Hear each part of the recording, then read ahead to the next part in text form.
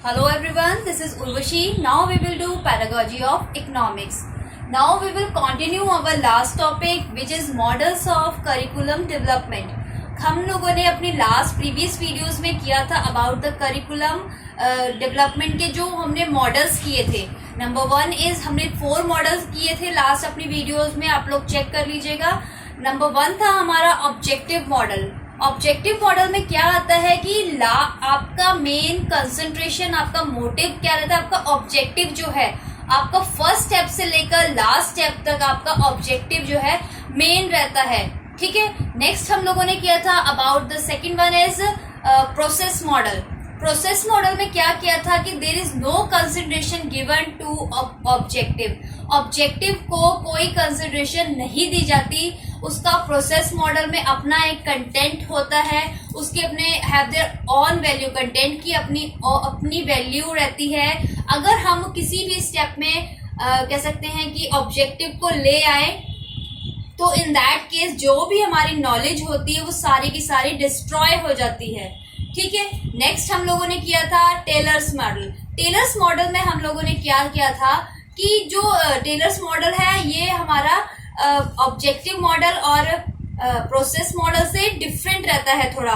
इसमें हम अपना ऑब्जेक्टिव करते हैं. हमारा स्टेप क्या था, ऑब्जेक्टिव. सेकंड क्या होता है इसमें, selection and organisation of learning experience and then our evaluation. हमारा क्या at the end result proper निकला, क्या इंफॉर्मेशन हमने ग्रैब करी, क्या करी. ठीक है. लास्ट हमने जो किया था फोर्थ मॉडल था हमारा व्हीलर्स मॉडल. व्हीलर्स मॉडल क्या कहते हैं कि ये टोटली डिफरेंट होता है टेलर्स मॉडल से. ठीक है. व्हीलर्स मॉडल में हमने क्या किया था कि ये हमारा डिफरेंट कह सकते हैं होता है टेलर्स मॉडल से. इसमें भी सेम प्रोसेस थी कि हम अपना ऑब्जेक्टिव मेन फर्स्ट स्टेप में क्या हमारा ऑब्जेक्टिव एम रहता है, उसके बाद एक कॉन्टिन्यू प्रोसेस चलता है कि हमारा एम था, उसके बाद हमने सिलेक्शन किया लर्निंग एक्सपीरियंसेस का, उसको ऑर्गेनाइज कैसे किया, देन हमारा इवेल्युएशन. इवेल्युएशन के बाद वो फिर एम ऑब्जेक्टिव जो हमारा कॉन्टिन्यूटी में चलता रहता है, ये कभी ब्रेक नहीं होता है. ये था हमारा व्हीलर्स मॉडल. आज हम लोग करेंगे अबाउट कर्स मॉडल. ये हमारा 5th मॉडल है करिकुलम डेवलपमेंट का which is Kerr's model. Kerr's model में क्या होता है, basically most of the features in Kerr's model are कह सकते हैं रिलेटेड विद टेलर्स और व्हीलर्स मॉडल. टेलर्स मॉडल और व्हीलर्स मॉडल जो हमने किया था, इसमें कर्स मॉडल में हमारे इसमें ये जो फीचर्स होते हैं टेलर और व्हीलर्स मॉडल के, कुछ फीचर्स इसमें पाए जाते हैं. सेम नहीं होता बिल्कुल, बट कुछ फीचर्स हमारे उसके सेम होते हैं इन कर्स मॉडल. कर्स मॉडल में क्या होता है, ये हमारा it can divided into 4 domains.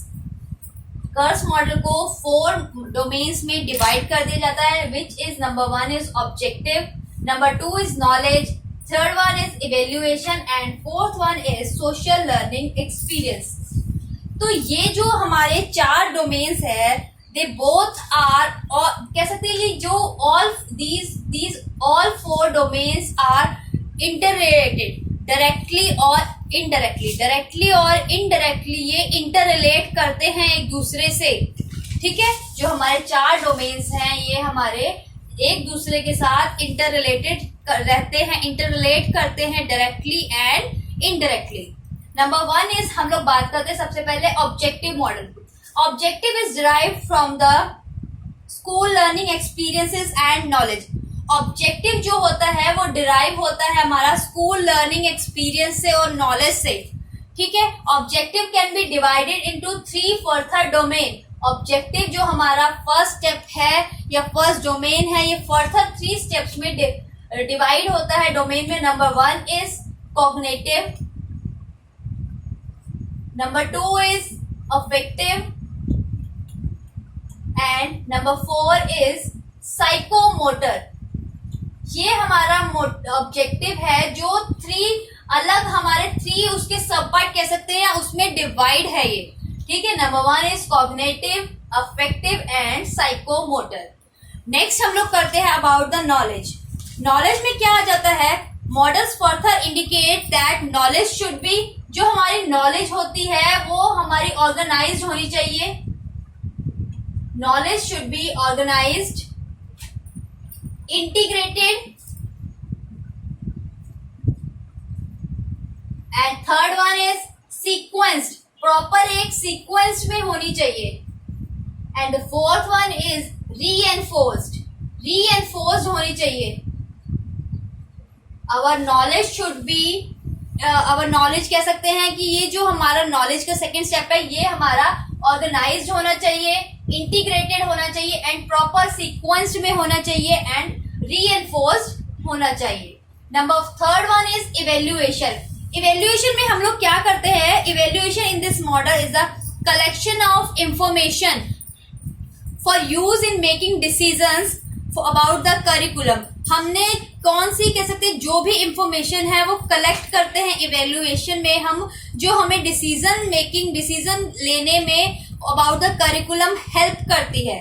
तो थर्ड में क्या आ जाता है हमारे इवेल्युएशन में, हम ज्यादा से ज्यादा इंफॉर्मेशन अपनी कलेक्ट करते हैं जो हमें बेनिफिट होती है आगे डिसीजन लेने के लिए रिगार्डिंग द करिकुलम.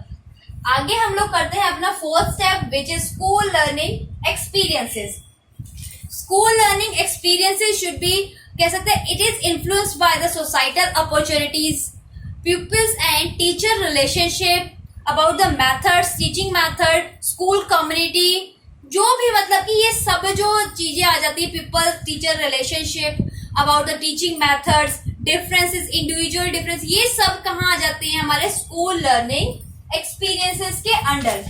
आगे हम करते हैं इसका कि in this model curse asserts that everything influence everything else, जो कह सकते सभी जो है इन्फ्लुएंस कर देते हैं सबको एक साथ, and it is possible to start analyse at any point, किसी भी पॉइंट पे हम लोग इसे स्टार्ट कर देते हैं. In the development of curriculum, अपने करिकुलम के डेवलपमेंट के लिए हमें कुछ स्टेप जो होते हैं वो माइंड में रखने होते हैं. The number one is establish a journal goal of education. हमें एक जर्नल गोल अपना एस्टैब्लिश करना चाहिए for the education. It reduces journal goal into specific goal.